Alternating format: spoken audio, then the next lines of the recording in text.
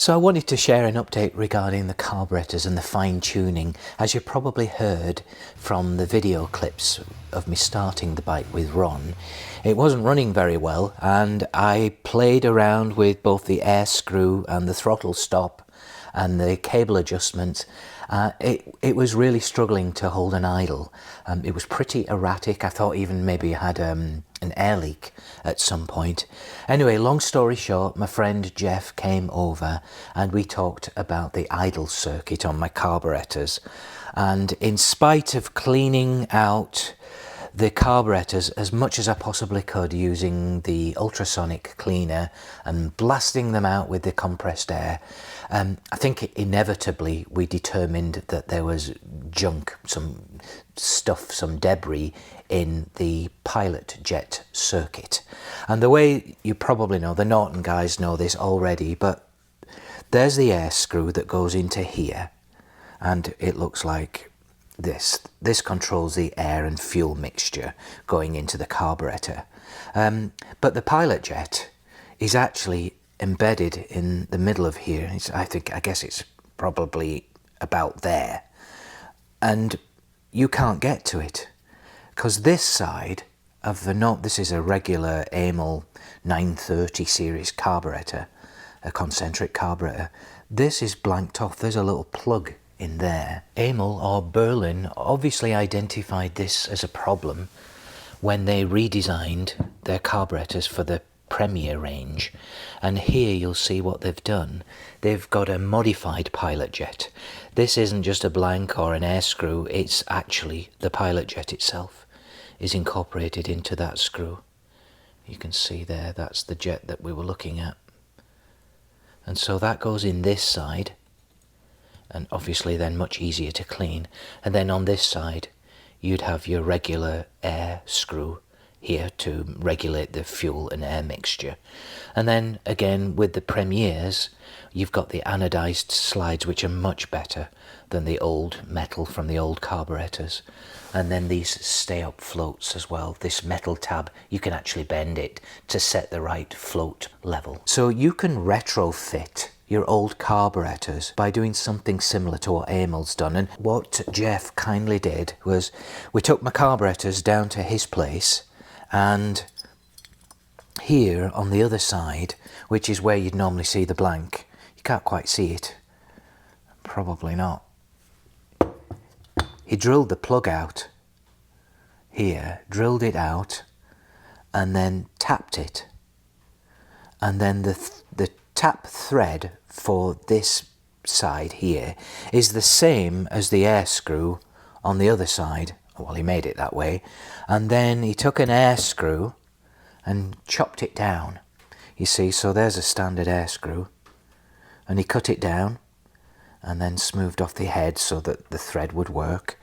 And then what you can now see is you can see all the way through the pilot jet.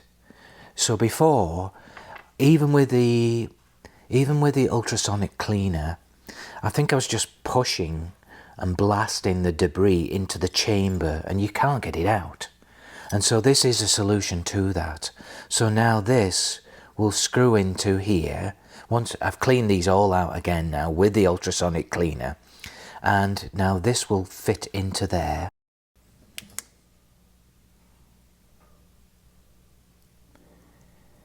I don't know if you can see, there's the brass jet right down there in that tiny little hole. So you can imagine how easy it is to get a particle of dirt in there, or just a build-up, old stale gas or something like that.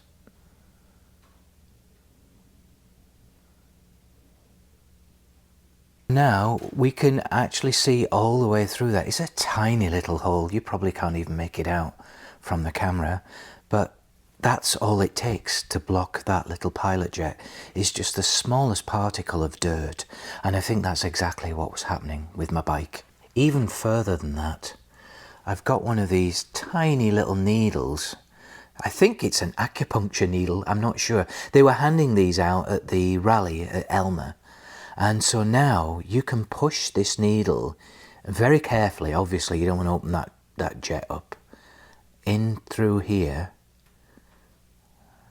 If I can get it.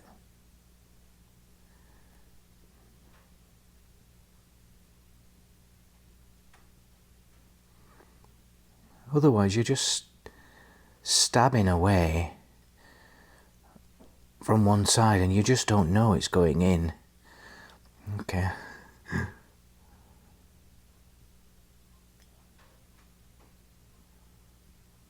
There. So now you can even see that it comes out of the other end. We can see that there. And jiggle it around again. Not only that, you can physically see with your naked eye that the hole is clear and it's not blocked. And then of course the other thing is you can blast it out with carb or parts cleaner and then also compressed air. So I hope you didn't mind me just going into that, but I think it will make a measurable difference to the smoother idling of the bike. And so that was a really good lesson learned. My takeaway is, in spite of having a beautiful ultrasonic cleaner that cleans these parts up like jewellery, you can never guarantee that you've got into that pilot jet circuit until you do something like this, or you have the Premiers that have that already set up. That takes it to the next level. I'm really happy that we did this. What we're going to do is put the carburetors back on the bike, see how it's idling, and then we're actually going to get the vacuum gauges out and synchronise both the carburetors. Here's the patient with the intravenous line temporarily set up. I'm going to hang that a little higher and got some gas ready to go in that canister. And then we've got a pipe that goes all the way out of that gas canister into this contraption here. There's a tap there, and then it splits into two pipes that go into each of the float bowls underneath. And I've just set up a couple of temporary banjos with the fuel pipes going straight into the carburetors. And hopefully what that will allow us to do is start the bike essentially remotely without the gas tank on. And then the next step is to do a carb sync using these carburetor synchronizers of Jeff's. And again, they are connected through this pipe here to the balance pipes in the manifolds, one on each side. Well guys, we tried and we couldn't get the bike to run as well as we'd like. So I've taken the carburetors off the bike, the 932s, and we're going to try these 930 Premiers just to see if it makes any difference. If it does, I might just keep these on the bike, we'll see. Here are the Amal Premiers back on the bench. They're both out of the ultrasonic cleaner. I did about 20 minutes. This one's reassembled now. This one is waiting to be reassembled. And here's one of those anodized slides, the throttle valves, that look really good. They're excellent, so smooth, so the operation on those should be excellent. And then again, as I always do, I've checked the mating surfaces and I've run them on the surface plate with some very fine wet and dry with some oil. I did it for this surface here and then this surface here. Again, just a few little wobbles because these came off a bike. And then this one as well. Here, this is the manifold surface. Just want to make sure that's super tight when it goes back onto the cylinder head. And then I think that's it. I cleaned out all the jets. Everything looks really clean, really tidy. And so it's just a matter of reassembling this and then trying this on the bike now and see if we get a better result. What I've also done is I've blanked off the chokes just temporarily, just to take that out as another factor when we're tuning these carburetors. So I'll flood the carburetors when they're on the bike in this case. If it works without the chokes, I'll leave them off, but my bike, my 74 Mark IIA, definitely needs choke in the morning when it's cold, so we'll see.